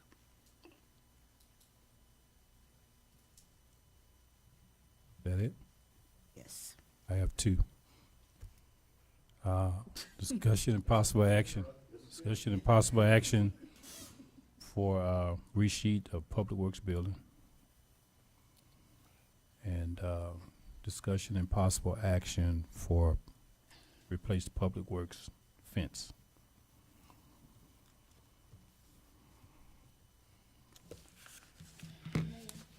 Yes. The entire fence. Mhm. Okay. Adjournment. I make a motion, we adjourn. Second.